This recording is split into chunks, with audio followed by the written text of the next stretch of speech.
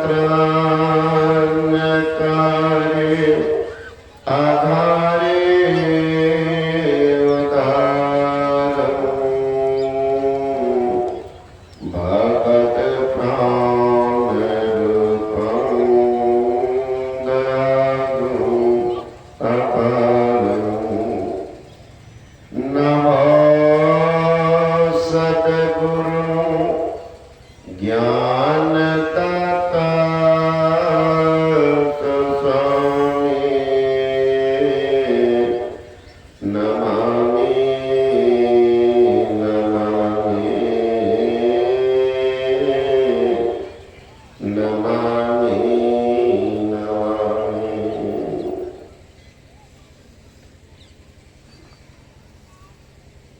आदरणीय महात्मा समय समाधान में सत्संग प्रेमाना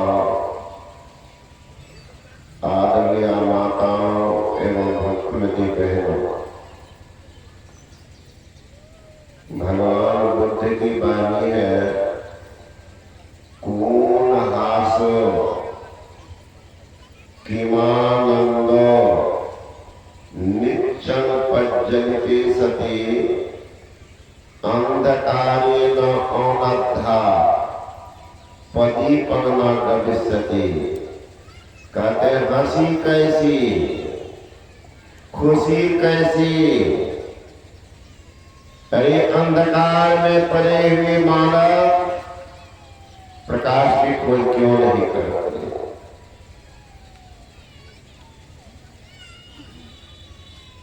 तुलसीदास जी महाराज ने कहा संसार में लोग एक दूसरे का कुशल समाचार पूछते हैं। पूछिए महाराज, कोई मिलते हैं क्या हालचाल, बहुत बढ़िया। ऐसा सुने कि कोई बोलते बोलते के बहुत खराब, आधा घंटा बाद धुआं निकलता है, तो पहले तो कहिएगा बहुत सोचना पड़ेगा। संत कबीर ने कहा कुशल कुशल के पूछते जग में रहा न कोई, अचारा मोई न भय हुआ, कुशल कहते हो। कहा ठीक है तो डर भी है, मौत का डर है, बुढ़ापा का डर है। बहुत आदमी आते हैं हम लोग के पास, बाबा आशीर्वाद कियो बुढ़ापा में घसीट ने काटी। हमने कर बढ़िया कर कथे घसीट काटी दिन भर 6-5 करो अब बुढ़ापा में सोचबे के बार छुट्टिए पार रहता है। सहरसा में महात्मा हुए हैं, थे तो गृहस्थ इंजीनियर थे, रामनंदन प्रसाद वर्मा, बहुत आप नाम सुने भी होंगे। उन्हीं के बेटा का जो प्रश्न पूछते जाइए सुनता। अब कोयला को पाउडर बना के रखते के डिब्बा, अब कोयला को हाथ बड़े से कैसे करता प्रश्न पर बोलते नहीं थे, उत्तर अपने निकलता। सात्विक परिवार संस्कार देखिए। आज इतिहास में अगर वे सन्यासी कपड़ा में होते, रामानंद बाबा सन्यास कपड़ा में होते तो दुनिया ऊपर में झंडा उतार जाता। गुरु पूर्णिमा के दिन कहते यात्रा में चलने के पहले कुछ खाना चाहिए। अब लोग जी कौन यात्रा कर रहे, यात्रा में चलने के पहले खाना चाहिए और किस पिए के।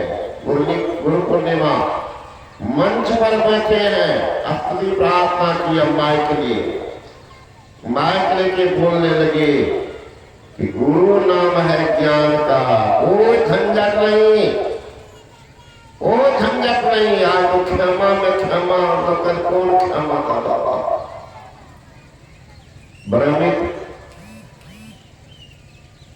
लेकिन उनका कहना था सद ज्ञान जहां मिल जाए उन पर समर्पित हो जाए, कल्याण हो जाएगा।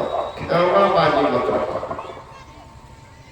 गुरु नाम है ज्ञान का, सीखने से ज्ञान मरता जाने बिना गुरु और शिष्य न कोई। आंख बंद करके अब लोग बोल सोचते और बोलेंगे बाबा बोलेंगे क्या? बाबा पाल मंच पर बैठे हैं, लोग सोच रहे हैं कि अब बोलेंगे अब बोलेंगे, अब क्या बोलेंगे? बोलने वाले तो मंच पर ही शरीर त्याग।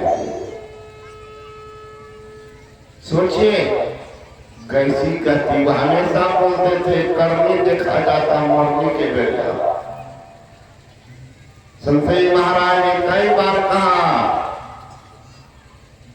कि आपके बेटा को संन्यास दे रहे हैं, मेरे बारे में बोलते तो आपको भी लेना पड़ेगा। नहीं, हमें बहुत खुशी होगी बाप के सामने बेटा IAS बनता तो खुशी होती, लेकिन BSc MSc वही पढ़ाए थे। हम लोग परमात्मा के हिमालय बात थे, पुराने सत्संग हिमालय में रहते थे, गुफा में पत्ता खा के रह रहे थे,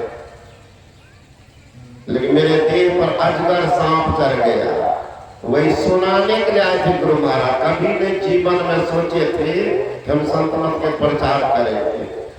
दिमाग में एक ही बात थी, भगवान बुद्ध के हजारों शिष्य आकाश मार्ग से चलते थे और सिद्धत्व को प्राप्त किए।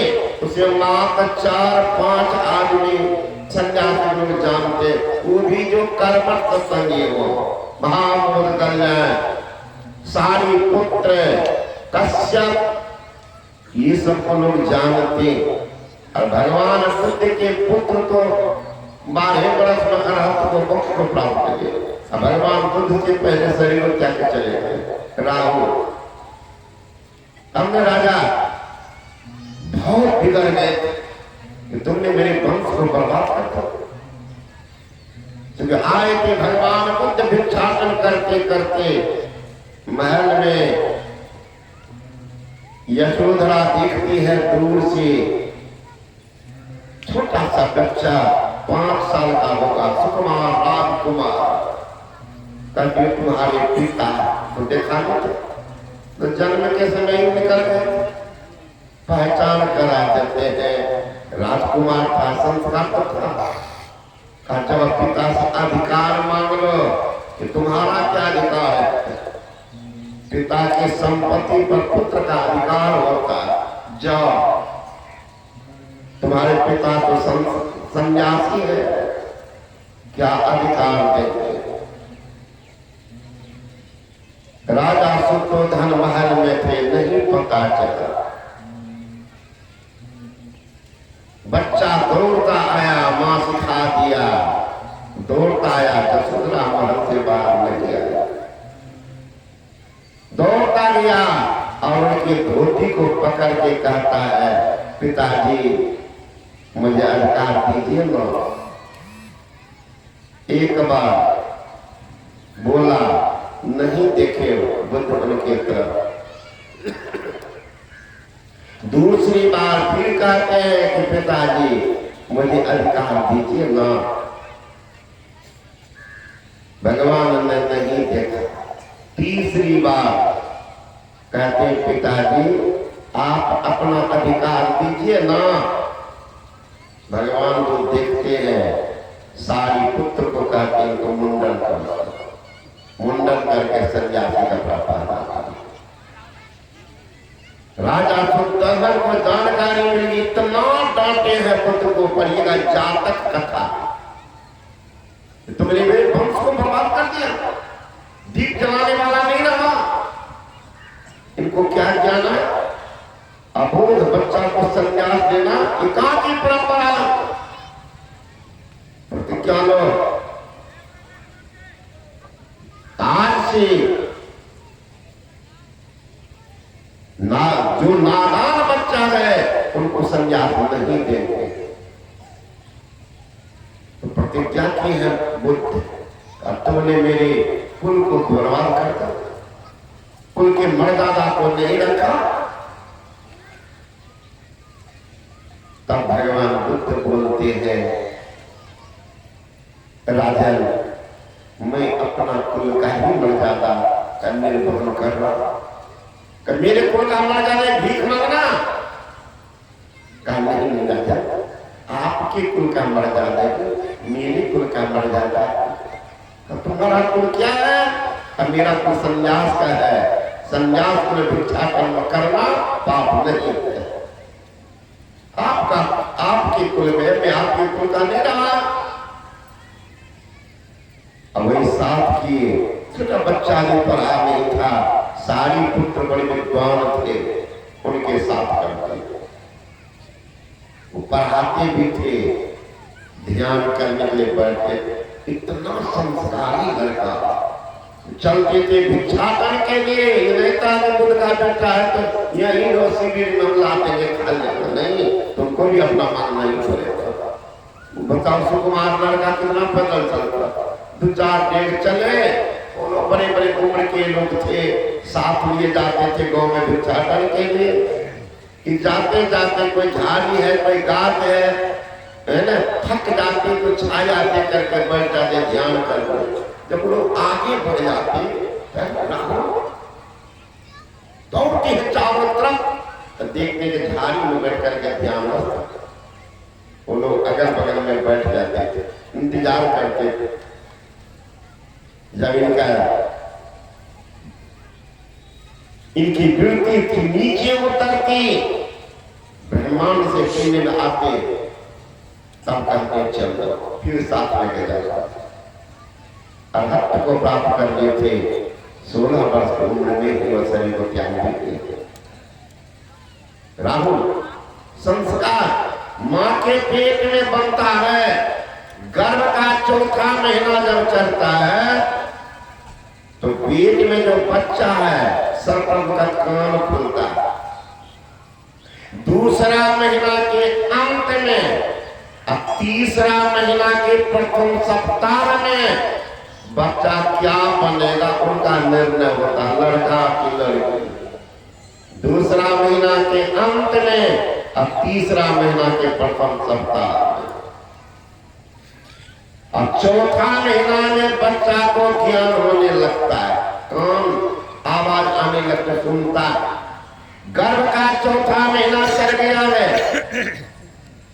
माँ बाप पढ़ेंगे रामायण, गीता का पाठ करेंगे, दोनों पति पत्नी सत्संग में बैठेंगे, दोनों कथा पुराण सत्संग के वचन को सुनेंगे, महापुरुष के सानिध्य में जाकर के उनके ज्ञान का अर्जन करेंगे, सदाचार पूर्वक रहेंगे, घर में संत भगवान की तस्वीर टांगेंगे, मां की दृष्टि बार बार उस तस्वीर पर जाती रहेगी। इस तरह का मां 9 महीना बिता लेती है, निश्चित धर्मात्मा पुत्र या धर्मात्मा पुत्री पैदा करते हैं। गर्भ का 4था महीना चल गया, माता घूमेगी बाजार, नाच गान देखती फिरेगी, कभी सत्संग में नहीं जाएंगे, पति पत्नी दोनों दीक्षा नहीं लेंगे, मांस रोटी अंडा शराब तारी दारू खैनी बीड़ी का सेवन करेंगे, घर में हीरो हीरोइन का तस्वीर डालेंगे, मां की दृष्टि बार बार तस्वीर पर जाती रहेगी। इस तरह मां 9 महीना बिता लेती है, निश्चित कुकर्मी पुत्र या कुकर्मी पुत्री पैदा करती है। आप कहेंगे उदाहरण, तो आपका 1000 उदाहरण है। महाभारत काल के अर्जुन के पुत्र अभिमन्यु को कहां ज्ञान हुआ? मां के पेट में। पराशर ऋषि को कहां ज्ञान हुआ था? मां के पेट में। अष्टावक्र को कहां ज्ञान हुआ था? मां के पेट में। प्रहलाद को कहां ज्ञान हुआ था? मां के पेट में। ध्रुव को कहां ज्ञान हुआ था? मां के पेट में। 1000 उदाहरण है। सुभद्रा गर्भवती थी। अर्जुन चक्रव्यूह को तोड़ना जानता था, इसके अलावा कोई नहीं। एक दिन सुभद्रा कहती है, पतिदेव वो कौरव दल के लोग हमेशा षड्यंत्र रचते रहते, हो न हो चक्रव्यूह की रचना गुरु द्रोणाचार्य करते, और उसका भेदन छेदन तोड़ने की कला मात्र आप जानते। कहीं उस दिन आपको सुदूर लेके चले जाए और चक्रव्यूह की रचना कर दे तो आपके सभी भाई आराम से मर जाते, कोई दिक्कत नहीं। इसलिए पतिदेव मुझे बतलाइए, मैं भी छत्रानी हूं, उस राजपुतानी खानदान के हूं, मुझमें भी वीरता है, धीरता है, गंभीरता है, पुरुषार्थ है, शरीर धरे नारी की है, लेकिन आपकी अर्धांगिनी बनने का सौभाग्य मिला, इसलिए मैं उस वीर की पत्नी भी हूं। इसलिए पत्नी मुझे बताइए, अगर आप नहीं होंगे तो मैं भी अस्त्र शस्त्र लेकर के जा सकते हो सम्रांगण में, छत्रानी हो छत्रानी, मुझे बताओ। वही अर्जुन बताने लग गए थे चक्रव्यूह को कैसे तोड़ा जाता है। वहां में नियम तो ऐसा नहीं है कि आपके हाथ में डंडा उधर फड़ से चला देते, तो नहीं था। जो जिस कला में नियम, उसे को महारथी कहते थे, जो सब कला में निपुण उसको रथी कहते थे। रथी महारथी में अंतर था। तो महारथी जो होते तो सब कला में निपुण, गदा की कला है, फरसा की कला है, बरछा की कला है, तीर की कला है, जो जिससे लड़े उसी से लड़ता था।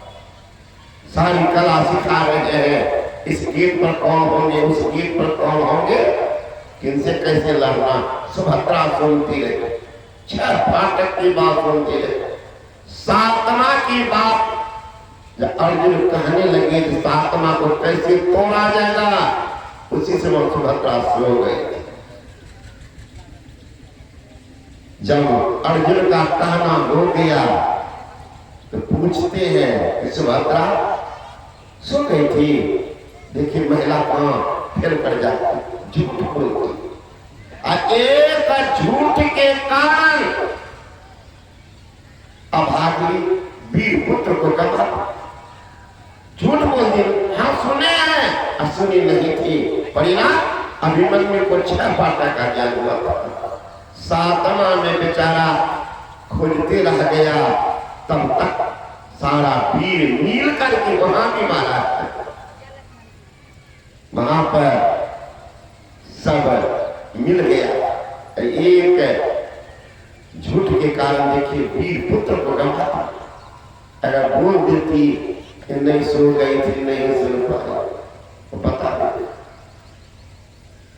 अब देखिए ज्ञान का वशिष्ठ मुनि के 100 पुत्र को विश्वामित्र ने मार दिया। अब वशिष्ठ मुनि के बड़े पुत्र थे शक्ति मुनि, और शक्ति मुनि की पत्नी थी जाति से डोमी। हुआ कि वंश बर्बाद हो जाएगा, संस्कारहीन बच्चा जन्म लेगा। अब क्या, दिन रात रोती थी। लेकिन वशिष्ठ मुनि तो संत थे, और संत को कुछ लेना देना नहीं, जाति या पाति थी। उनको क्या लेना था? वो जानते हैं कि जाति पाति ये राजनीति की बात है। भगवान तो जाति पाति से ऊपर हो। अरे महाराज जाति पाति भगवान कर देते तो जिस धरती पर रह रहे हैं वो धरती भी अलग अलग बना देते। कौन मिट्टी पर रह रहे आप लोग? कौन जाति वाला मिट्टी लेते हैं? अगर जाति पाति बना देते तो पानी भी अलग अलग बना देते। कौन जाति वाला पानी पीते हैं? अगर जाति जाति पाति परिवार में बनाए जाते तो हवा भी जाति पाति वाला बना देते। कौन हवा ले रहे हैं? कौन जाति वाला हवा? कौन जाति वाला पानी पीते हैं? कौन जाति का अग्नि लेते हैं? कौन जाति वाला मिट्टी पर रहते हैं? कौन जाति के आकाश में रहते हैं? या मिट्टी का, जल का, अग्नि का, वायु का, आकाश का कोई जाति ही नहीं है। अब उसी को मिला करके जो शरीर बना है, इसका कौन जाति होगा? तो जबरदस्ती मुहर मार देते। हम बल्ला जाति के। वशिष्ठ मुनि को कुछ लेना था, लेकिन पत्नी तो सर्वज्ञ नहीं, पत्नी तो सर्वज्ञ। रोती रहती थी, वंश खराब हो गया। गुरु महाराज तो कहते थे जितने सत्संगी है सब किए जाते हैं। अब सत्संगी में शादी भी होनी चाहिए। कया गुरु महाराज आपको कोई मिल्की लड़की खोजते, मिल्की तो आप सब बर्बाद दिला रहा है। मिल्की है सब कहते बढ़िया खोजता बुलाओ, दिन भर दुनियादारी का हवा लगाने वाली लड़की का ही सास ससुर किससे पाते हैं? अब खोजने जाते हैं मिल्की बात। तो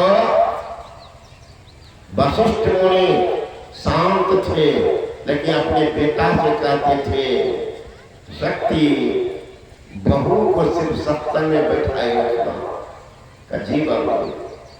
अब हमेशा सत्संग के रंग में वह बेचारी रंगी हुई। गर्भ था, उसी समय में विश्वामित्र ने 100 पुत्रों को माना था। उसमें वशिष्ठ की बड़ी पुत्र भी थी।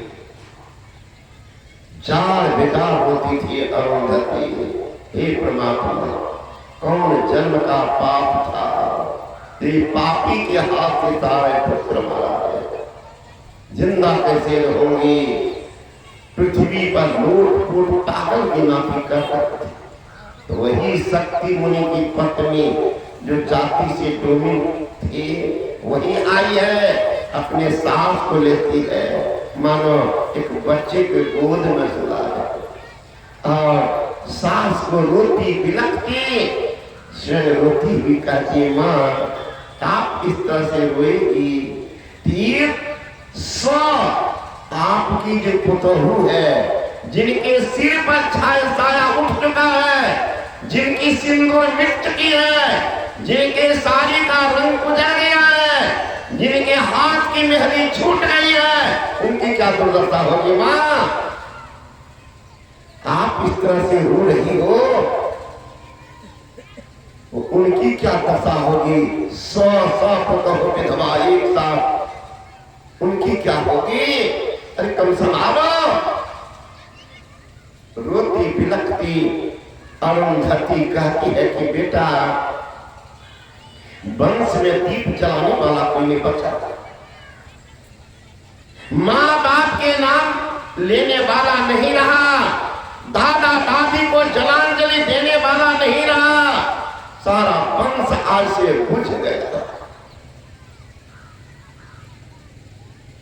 पुतहू कहती है, नहीं मां, आपके वंश का दीपक आ रहा है, जिनका नाम संसार में फैलेगा और अपने माँ बाप के नाम को संसार में रोशनी करेगा, दादा दादी को जलांजलि देगा, अपनी कीर्ति ध्वजा संसार में फैलाएगा। कहा बेटा? आपका पोता मेरे पेट में है, वो निकलेगा, सारी ज्ञान का भंडार लेकर आ रहा है, संसार में फैलाएगा। शांत रहो मां, कुल का दीपक नहीं बुझा है वो आ रहा है।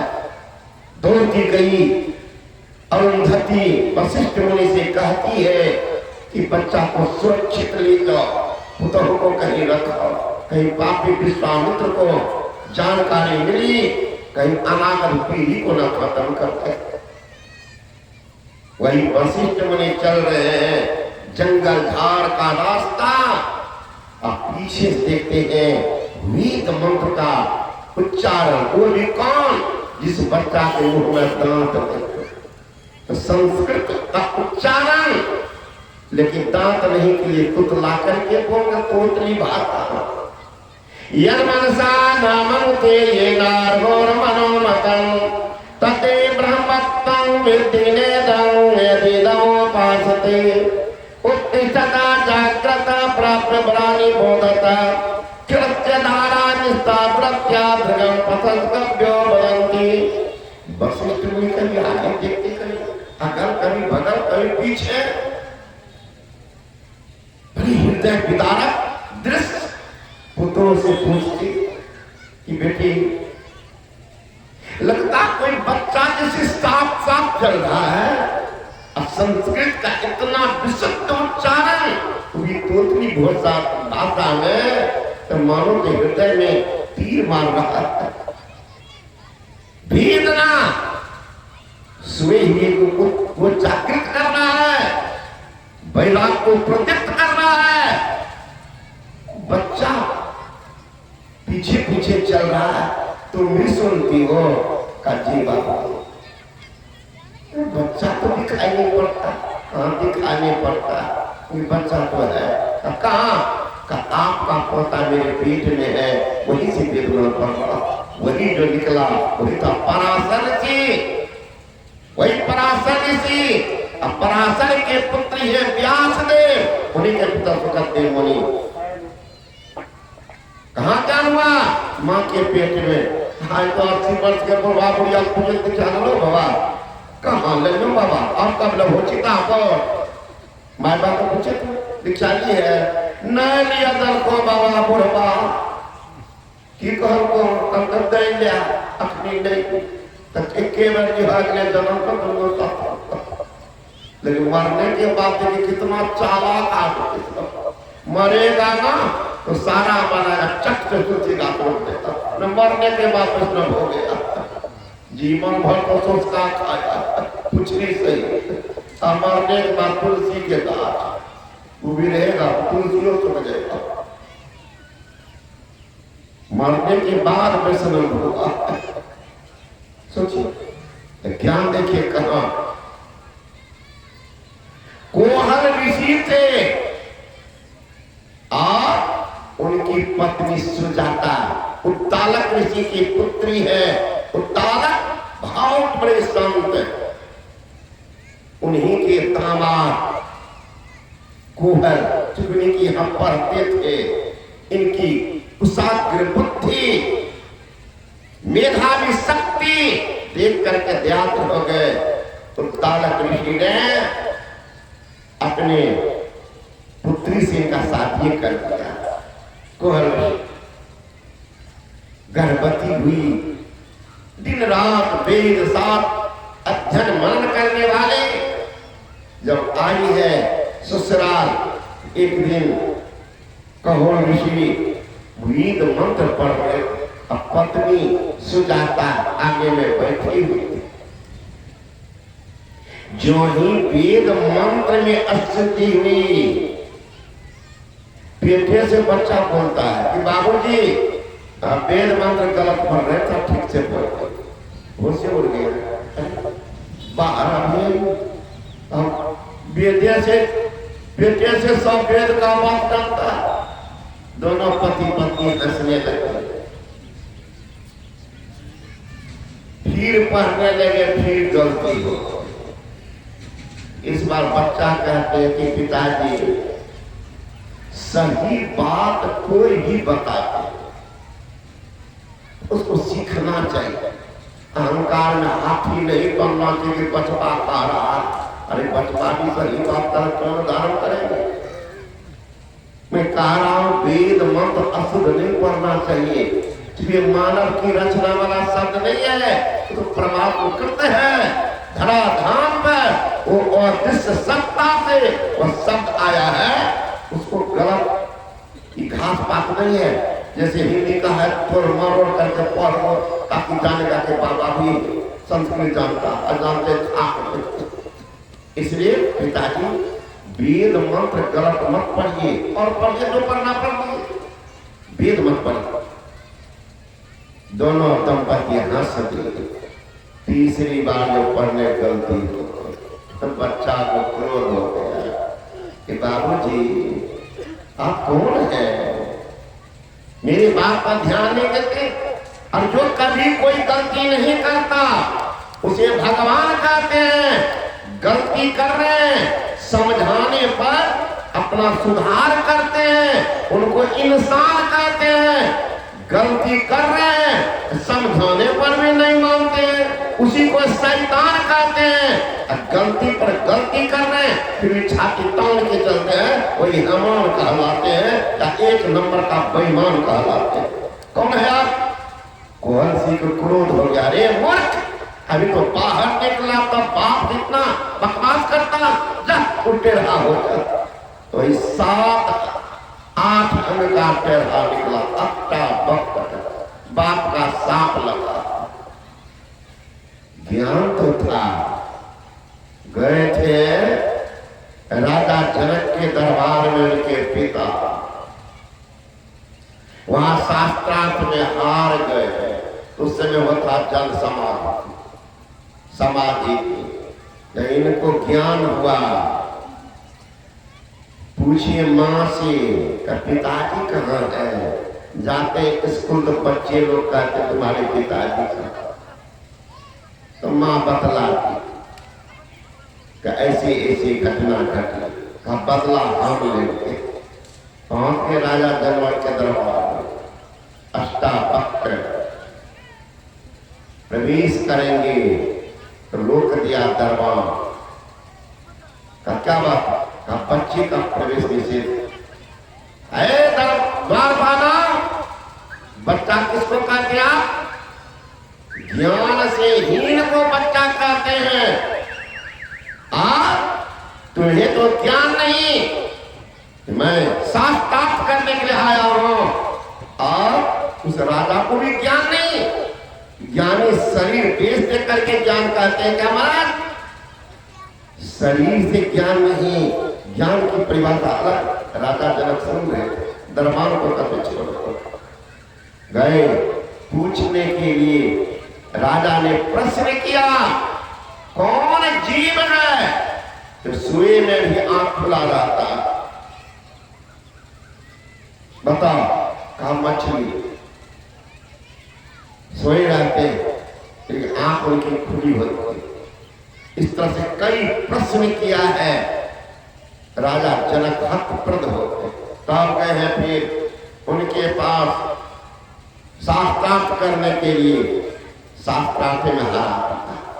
जब हार गया का राजन, जितने आपके राज दरबार में पुरोहित है सबको जल समाधि दीजिए। हैरत में पड़ गए। तब उन्हें कहा अब क्या करें? का पिताजी का बदला लेना। तो फिर जल समाधि जो दिए थे सबको बुलाए हैं, सबको बुलाए। उसमें कोहल ऋषि भी आए। देखा बाप पिता को तो प्रणाम किया। तब कहा बेटा मेरी ही गलती है, जिस ताप के कारण तुम ये 8 अंक के टेढ़ा हो गए। जाओ एक नदी है उसमें नहा लो, अंग सीधा हो। जो ही गए उस नदी में स्नान किए। अष्टावक्र सुंदर प्रसिद्ध करते श्री सद्गुरु महाराज की जय। ज्ञान कहाँ हुआ? माँ के पेट में। तो मेरे कहने का मतलब है संस्कार बनता। आज तुम संस्कारहीन होते जा रहे हैं। माइए बाप को ज्ञान में बेटा कौन ज्ञान करते? कौन ज्ञान दे? पहले देखिएगा बूढ़ी पुराण छोटा छोटा बच्चा पता नाती को सिखाता। गुरु महाराज को प्रणाम करो, माँ को प्रणाम करो, गुरु को प्रणाम करो। देखिए पिता को प्रणाम करो। शुरू सीखते प्रिय नाम है। प्रातः काल उठ के रघुनाथा, अमात पिता गुरु नाभई माथा। प्रातः काल कहते थे माता पिता गुरु को प्रणाम करते। आजकल तो बाबा है पुराण मानिएगा कि सुबह सुबह बेटा उठे तो पोता उठे तो समझावे कि माँ को प्रणाम करो, दादी को प्रणाम करो है। उठते उठते तो मुंह कान साफ करते हैं, चाय पिलाते हैं, पीठ पर एक बोझा लाद देते हैं, दौड़ा देते हैं, दौड़ के जाओ। तो पहले तो गधा बनाते हैं, पहले सुबह स्कूलवा भेज रहे थे कॉन्वेंट करते थे पहले। अरे अमेरिका का शब्द है हमारा, उठा के ले आइए यहाँ पर। कॉन्वेंट का जो अनाथालय पढ़िए नहीं हिंदी डिक्शनरी, अनाथालय उसको कहते कॉन्वेंट। आजकल बच्चा को भेजे सब जगह कॉन्वेंट, अनाथालय हो स्कूल नहीं कॉन्वेंट।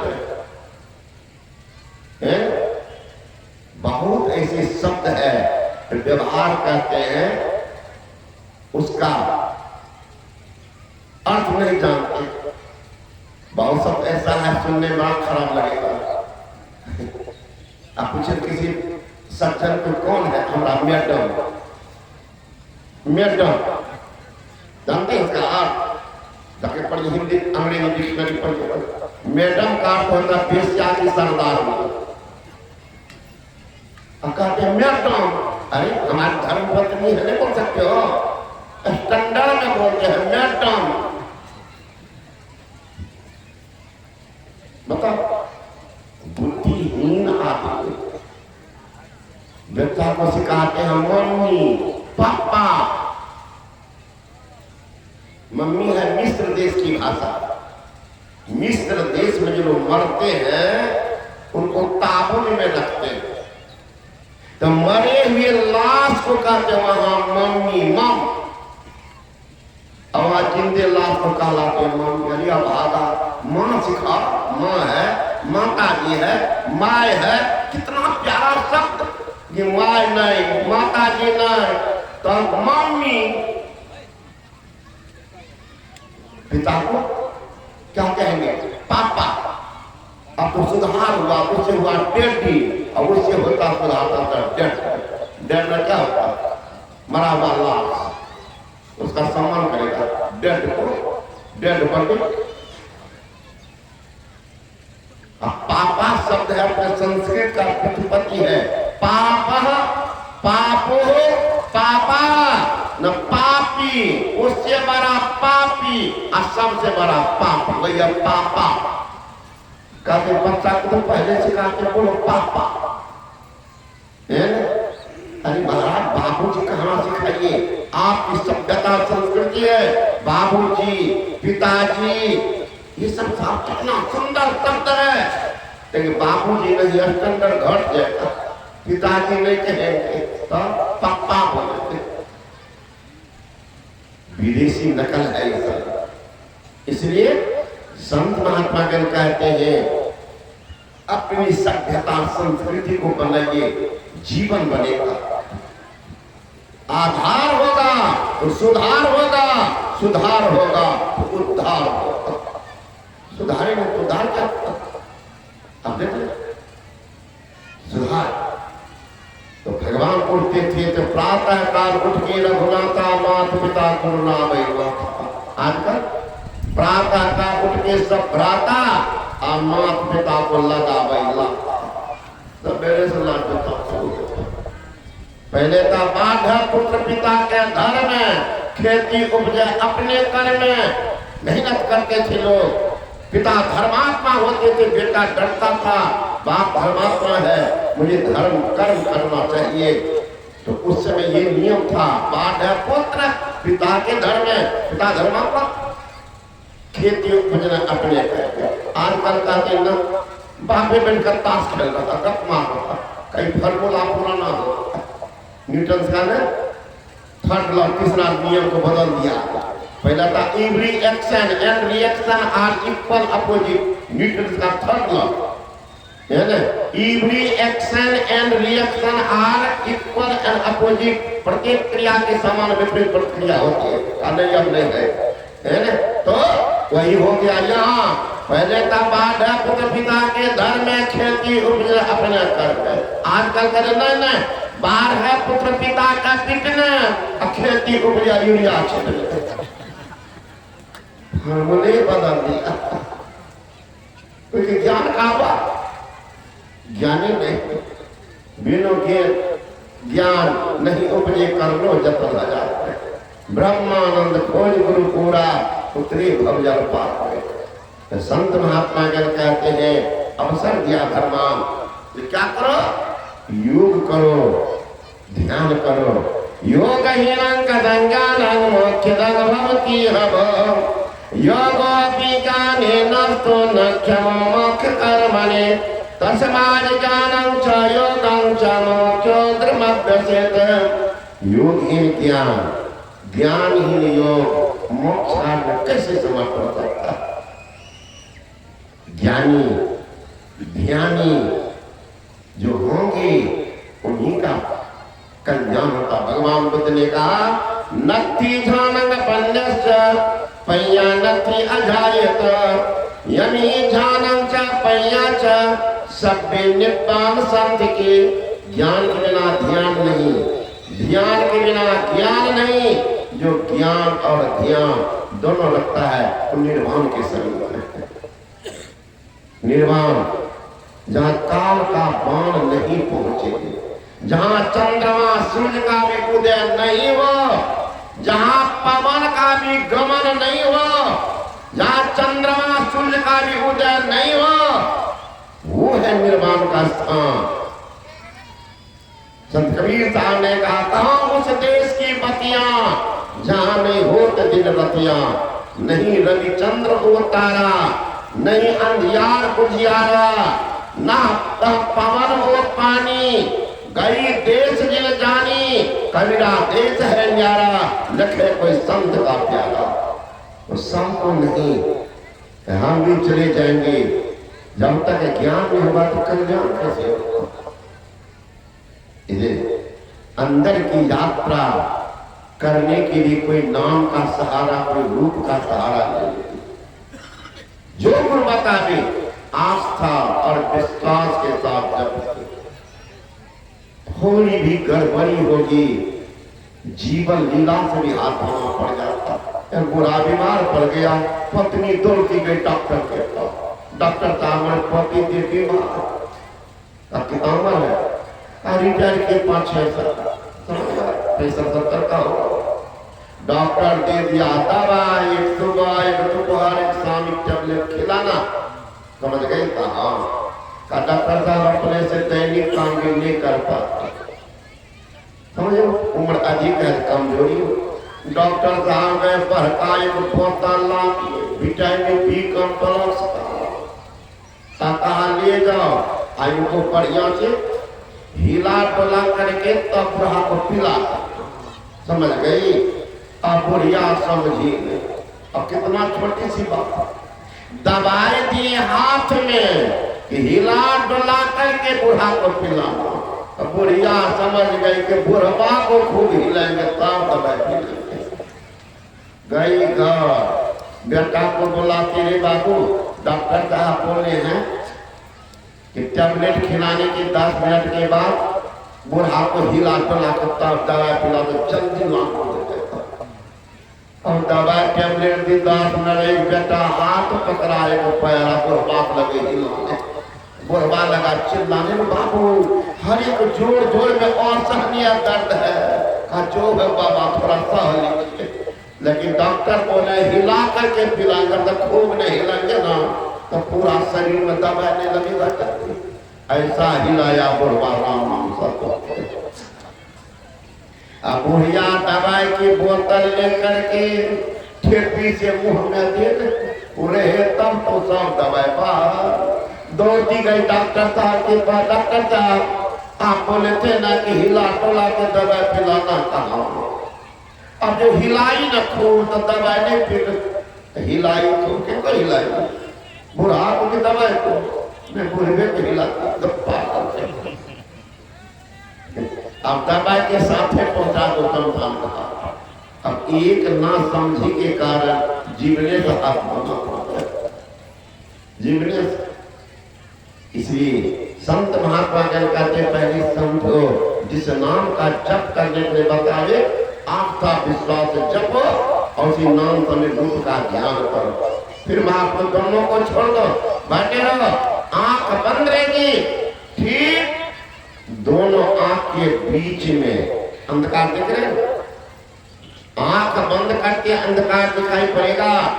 उस अंधकार को दीवार मानिए, चाहे ब्लैक बोर्ड मानिए, और उस ब्लैक बोर्ड दीवार के बीच में नाप लीजिए, खड़ी रेखा खींचिए, एक बड़ी रेखा खींचिए, दोनों रेखा कटेगा, उसी का कटान बिंदु नाम है, उसी को बिंदु ध्यान भी कहते हैं। उसी तरह से दोनों आपके बीच सामने किसी योग गुरु से पूछ लो कहां पर कैसे देखे, ठीक सामने अगर दीप्ति जाकर के टिक जाए अंधकार मंडल पर, क्या होगा?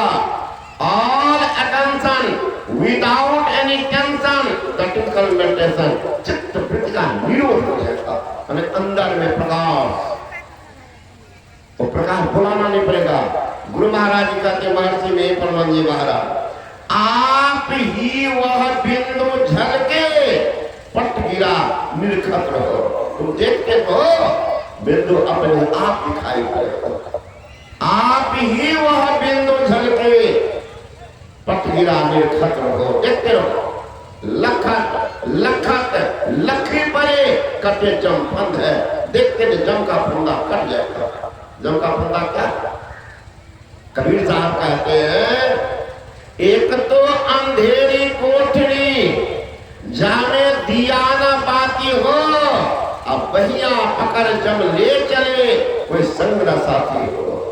कोठा ऊपर कोठरी जोगी दुनिया गवाया हो, अंग विभूति लगाए के जोगी रैन गवाया। गिरी पर्वत की माछरी भवसागर आया हो, कहे कभी धर्मदास से जम बंसी लगाया। कहाँ के निवासी हम थे, कहाँ आ गए? ए दूर के मुसाफिर, अरे धोखे तुम परे हो, अरे जाना दूर मंजिल है, अब तक ये खड़े हो।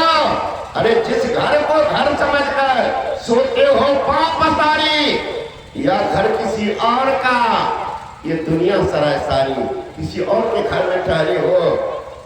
तब गुरु महाराज जी कहते हैं, सुधी करो प्यारे हो आपन देश के, जहां कलेश कछु नहीं। इसका मतलब ये आपका देश नहीं, मन परदेसी भी यहाँ नहीं अपना कोई। ये भाड़ा के घर में रह रहे, किसी और के घर में कहने घर वाला निकालेगा। आज निकले के 10 दिन के बाद, अब निकालेगा तो छुट्टी नहीं देगा, सब भाड़ा वसूलेगा। कितना पानी का बिजली खर्च की हो, सब लो, सब घर छोड़ो, सब कलाटा पर चढ़ कर वसूलेगा। ये सोच रहे कि मजा मार लिए निकल जाएंगे घर से, उन्हें होगा।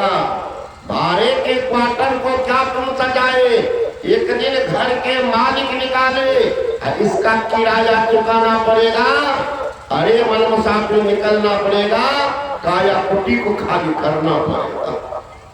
अगर नहीं मानेंगे तो कहते हम नहीं ना माने, जमराज तुझे मनाएंगे, हम मार डंडा तुमको घर से निकालेंगे। सिपाही सब को देखिएगा, पहले भेजा हमारा अगर हो गए समर्पित, समर्पण कर दिए तब तो बचिएगा, नहीं तो घर द्वार तो सत्यानाश करेगा। कहीं पकड़ा गए तो चमड़ा से भेंट भी कराएगा थाने में, मार डंडा देखिए। पहले वहां जाना पड़ेगा, ऐसी तैयारी। बहुत दिन तक नौकरी किया, रिटायर करने के बाद बाबा जी बने राजेंद्र बाबा, ये भी पकड़ता था, कहते थे देते रहिए बाबा कहीं कहीं डंडा। ऐसे देता था, अभी तो रास्तों पकड़ के पैसा निकाल लेता था जेब में, ऐसा सिपाही। तो संत महात्मा गण कहते हैं उसी तरह से अगर आप अपना काम नहीं किए, जमराज के आने के पहले अपनी तैयारी कर लीजिए। काहे के परेशान करेगा, मुंह ताकते रह जाएगा, जमराज आप ही बढ़ जाएंगे। अरे एक्सप्रेस गाड़ी खुली है और उससे पहले 3 स्टेशन पहले पर माल गाड़ी गई है, घाट गाड़ी। क्या होगा? ये गाड़ी खुली है, सीधे कहीं पर उनको ब्रेक कर देंगे और एक्सप्रेस को निकाल देंगे, मालगाड़ी।